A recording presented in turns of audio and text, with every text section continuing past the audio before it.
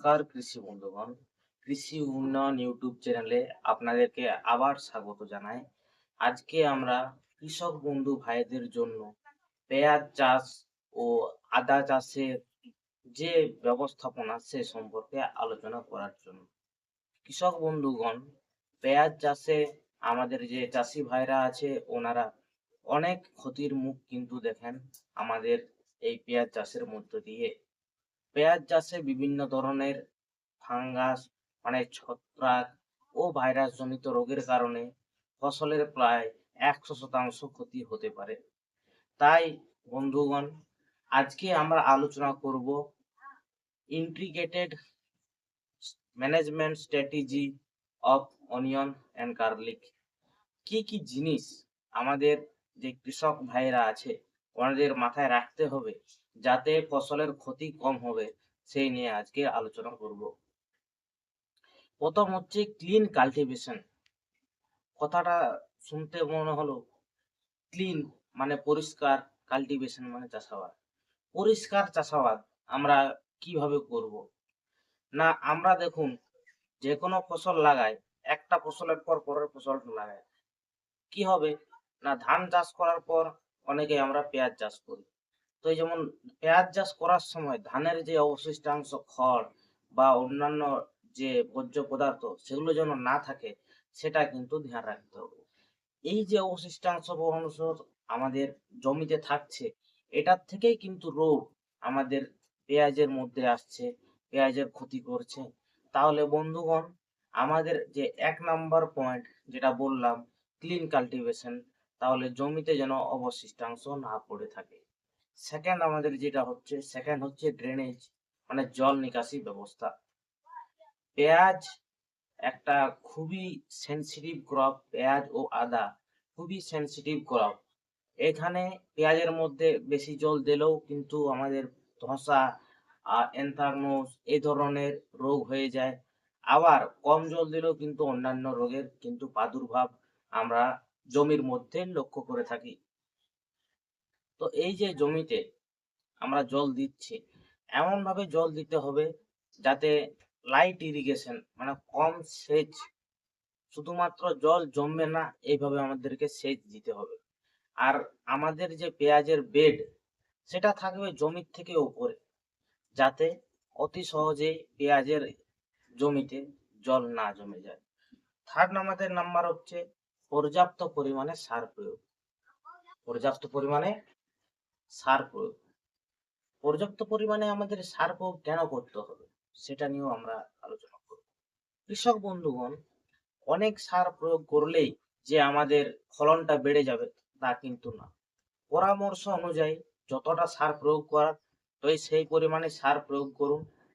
আর বিশেষ করে এই যে নাইট্রোজেন জাতীয় সার যদি বেশি ব্যবহার করে ফেলে তাহলে কি হবে, এই ছত্রাক জনিত ভাইরাস জনিত যে রোগগুলো আছে সেগুলো বেশি হবে।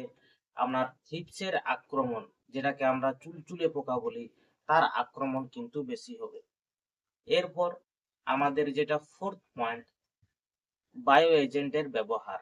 বায়ো এজেন্ট মানে জৈব জাতীয় যে আমাদের সার আছে, জৈব জাতীয় যে সার, যেমন ট্রাইকোডার্মা ফ্লুরোসেন্স ও অন্যান্য যেগুলো আপনারা আপনাদের এই স্ক্রিনে আপনারা দেখতে পাবেন। এছাড়া কি করতে হবে না ক্রপ রোটেশন, আমাদের ফসলের শস্যাবর্তন। আমাদের একই রকম ভাবে কিন্তু ফসল চাষ করলে হবে না, আমাদেরকে ধাপে ধাপে, যেমন আমরা ধান লাগালাম, বড় বড় পেঁয়াজ লাগালাম, তারপর আমাদেরকে একটা অন্য ক্রপ লাগাতে হবে। অন্য ক্রপ না লাগালে কি হবে, ওই যে রোগ, ওই যে পোকা একই ক্রপের মধ্যে ঘুরতে ঘুরতে ঘুরতে ঘুরতে সহনশীল হয়ে গিয়ে আমাদের কিন্তু ফসলের প্রচুর ক্ষতি করে। তাহলে ক্রপ রোটেশন আমাদের কিন্তু অবশ্যই প্রয়োজন। তারপর কি হচ্ছে না, তারপর হচ্ছে আমাদের ভালো সিড সিলেকশন। আমরা যে পেঁয়াজ যারা করছি আমাদের রোগ সহনশীল জাত আমাদেরকে কিন্তু চয়ন করে নিতে হবে, যাতে কি হবে যে এই সব রোগ যেগুলো জমির মধ্যে প্রতি বছর আসতেই থাকে সেই রোগগুলো আমাদের কম হবে এবং চাষির খরচ কম হবে এবং চাষির ফলনটা বাড়বে। এরপর চলে আসি আমরা বীজ শোধন। কৃষক বন্ধুগণ, বীজ শোধনটা একটি খুবই গুরুত্বপূর্ণ জিনিস চাষীদের জন্য। আমরা সেটা অনেকেই দেখেছি, অনেক ক্ষেত্রে দেখেছি চাষিরা কিন্তু বীজ শোধন করে না। বীজ শোধন হচ্ছে বীজের টিকার মতো। আমাদের যেমন ছোট বাচ্চাদের পোলিওর জন্য টিকা দেওয়া হয়, ঠিক একই রকম ভাবে ধানের জন্য, গমের জন্য, সরষার জন্য, পেঁয়াজ আদার জন্য কিন্তু আমরা বীজ শোধন করে থাকি।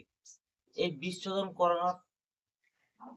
করলে বীজের জার্মিনেশন হতে সাহায্য করে, মানে বীজের অঙ্কুরোদ্গম হতে সাহায্য করে, এবং বীজের যে মাটি বাহিত যে রোগগুলো হয় সেগুলো কিন্তু ছোট দশায় কিন্তু হয় না। তো এই জন্য আপনারা কি কি দিয়ে করতে পারবেন বীজ শোধন, একটু শুনে নিন। এটার জন্য আপনারা বীজ শোধন করতে হলে আপনারা জৈব যদি করেন ট্রাইকোডার্মা, তাহলে 5 থেকে 10 গ্রাম প্রতি কেজি বীজে আপনারা ব্যবহার করতে পারেন। আর ম্যানকোজেব করলে আপনারা 3 গ্রাম প্রতি কেজি আপনারা ব্যবহার করতে পারেন। এরপর চলে আসি কেমিক্যাল ফাঙ্গিসাইড। তো এই যে রোগটা হয়, যে ধসার জন্য আপনারা হেক্সাকোনাজল ব্যবহার করতে পারেন, বা আপনারা ট্রাইসাইক্লোজল ব্যবহার করতে পারেন। তাছাড়া যে এখন যে কমার্শিয়াল যেগুলো ডবল মিক্স আপ ওষুধ, যেমন ক্যাব্রিও টপ বা এমিস্টার টপ, এই ধরনের ওষুধ ব্যবহার করতে পারেন।